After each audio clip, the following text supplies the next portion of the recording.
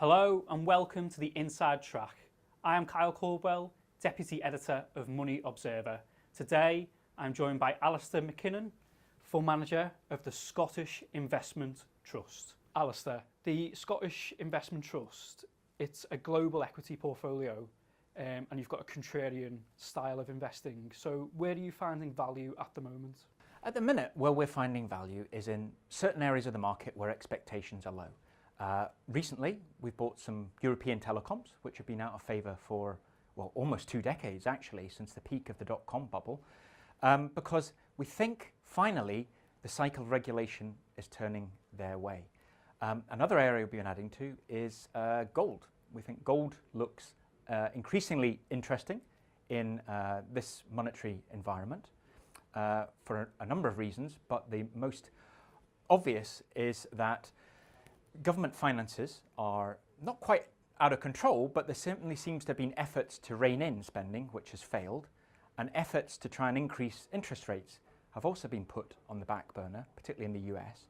And it looks like the solution is to basically spend more money, and that will be funded with debt. And that's what makes gold quite interesting at the minute as well.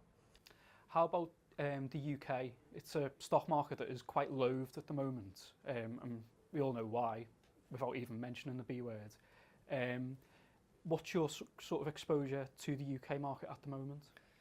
Generally speaking, we like the UK for the reasons you just outlined. You know, we're looking for the unloved areas, and if you are a global investor, you're sitting overseas somewhere, you tend to look at the UK and say, goodness me, I don't understand what's going on. Now, we understand that logic and we understand the confusion, but what we're saying is the valuations of some of our investments look quite interesting on a risk-reward basis.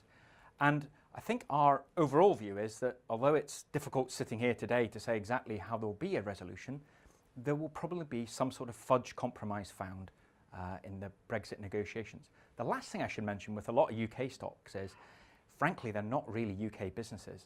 They are really international businesses, and a number of our UK investments are actually UK domiciled, but really are overseas businesses. Over the last couple of years, a small number of technology stocks, particularly those listed in America, have led the stock market rally, if you like. But obviously this is an area that you are not drawn to because of the valuations. Do you think it could all potentially end in tears again, as it did in the early noughties for technology companies? Well, certainly sometimes, I mean, I worked through that era, the dot-com era, more than 20 years ago now, and sometimes I observe things that make me draw parallels in my head with what happened then. Particularly, you're watching quite a high or hot IPO market at the present, where a lot of companies are being rushed to market, so it seems, that actually have interesting business models, but in terms of profitability, they don't even have a plan to make a profit. They're just really good ideas as opposed to cash flow and profit generating machines. As to how a market will actually behave, it's hard to know. We have sold over the last couple of years what technology names we had, because we think there is a degree of exuberance in the sector whereby people have extrapolated what was good performance and extended it forever, if you see what I mean. And that we think is wrong, because technology is as cyclical as any other part of the market. It's just at the minute it's in a good spot and people don't want to hear that there might be a downside to it. For example, people forget that 20 years ago, Apple, which is now, if it's not the biggest company in the world today, it's very close to it, was bust. Microsoft had to provide it with funding to make sure it survived so that it could remain a competitor to Microsoft. And around the same time, Nokia was the largest company in Europe. Mm-hmm. And I mean, now Nokia still exists, but it doesn't have anything to do with mobile phones anymore, or not in terms of the handsets.